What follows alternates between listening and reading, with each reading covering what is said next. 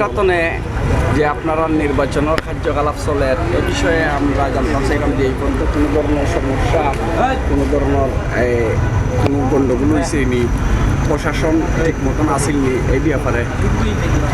ধন্যবাদ মা টিভিকে। আমি আপনার মাধ্যমে আসলে আমরা বিভিন্ন শাখা নির্বাচন অলরেডি আমরা প্রক্রিয়াধীন চলছে। মা টিভিকে ধন্যবাদ জানাই, আমরা বিভিন্ন শাখা নির্বাচনকে আপনার অনলাইন মিডিয়ার মাধ্যমে প্রচার করতেছেন। তো আসলে আমাদের সিলেট জেলা মোটর ওয়ার্কশপ মেকানিক ইউনিয়নের যথাযথভাবে আমাদের কুমারগঞ্জ শাখা নির্বাচন আমাদের ঠিক 9টার দিকে শুরু হয়। আমরা বিরতির সময় আমরা 4টার দিকে আমরা বন্ধ করব। তো সকাল থেকে বন্ধ আমাদের ভোটাররা যথেষ্ট পরিমাণে আসছে, ভোট দিচ্ছে নিঃস্বার্থীয়ভাবে।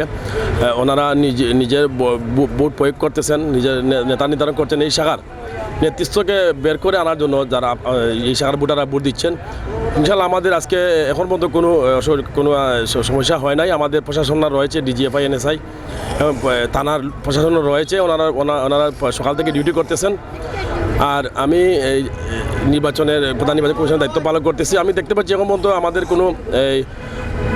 কোনো ঝামেলা বা সৃষ্টি হয় নাই। সবাই নিরলসভাবে নির্দ্বিধায় নিজের ইচ্ছা পোষণ করে ওনাদের ভোট প্রয়োগ করতেছেন। আমি আর কতদিন যাইব আপনারা এই যে নির্বাচনীয় কার্যকলাপ? আমাদের অলরেডি 19টা শাখা রয়েছে। তার মধ্যে আজকে হচ্ছে কুমারগাঁও শাখা নির্বাচন 7 নম্বর শাখা।